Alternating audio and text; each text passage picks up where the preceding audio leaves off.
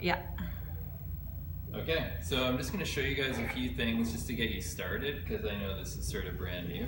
So the first part of this is stripping the wire itself. So this is 14 gauge here. There's some cutters on there, otherwise you can just even use a pair of scissors. You want to cut straight down the middle of the wire, just a little bit of a cut like that.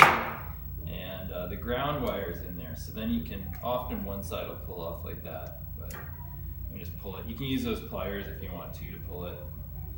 Pull back about 9 inches or so, and clip off the insulation, just like that. So then you've got your 3. This is the hot, the black, the neutral, the white, and the ground, the bare. So electrons are going to be going in this way and back to the box this way. So that's how you strip the wire. The boxes themselves, this is a common type of box. You want it to stick out 1/2 inch. That's where your drywall would go. So some of them have little pokey things. You can just push it right onto the wood like that, and then take one of these wood screws, number 2 Robertson, and put it somewhere in there and somewhere in there to hold the box on. So this box has been mounted already. With the boxes, some of them have knockouts that haven't been removed. So if it has a spot like that, just stick your screwdriver in, grab it with a pair of pliers and give it a twist, and then you'll have a hole to put the wires through. When you're feeding the wires through, it helps to kind of give them a little bit of a bend, and then stick them into the box, just like that. And you want to pull it, hopefully you can see that there, so that there's a little bit of that white insulator sticking out into the box. Not a lot, 1 inch or less. And then same screwdriver, there's a built-in clamp there. You screw it all the way down. Almost there. Until the wire doesn't really move anymore. So just like that. Now the only other thing you need to do, and I've done it on this one already, is there's some 2 screws at the back of the box, and those are the ground connections so that the box is grounded to. So this bare wire helps if you go around the right hand direction. You want to scoop it around that screw and then tighten it up. Now our box has been grounded. So we've got the ground sticking out there, the bare copper, the hot and the neutral wires. So we'll just leave that one there and take a look at this one here.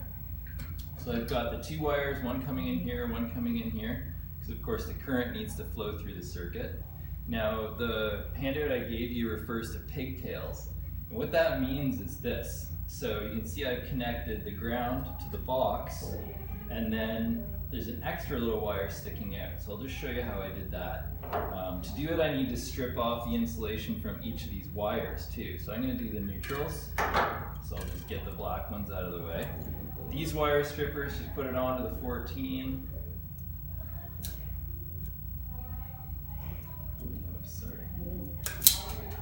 And this one, just like that. Actually, you might need a little bit more. You need about a little more than 1 centimeter, I'd say. And we're going to put all 3 together.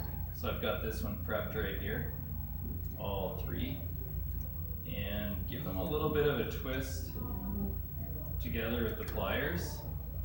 You need the ends to kind of all be at one point. Then you can take your moret, that's these little plastic things, and screw it on. It's a little bit hard on your fingers, but it doesn't take much to actually get them on there.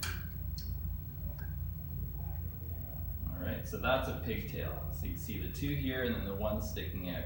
And the reason for that is when you connect your receptacle, you'll see it in the diagrams, is you can take this receptacle out and still have an intact circuit. So that's why you always use pigtails.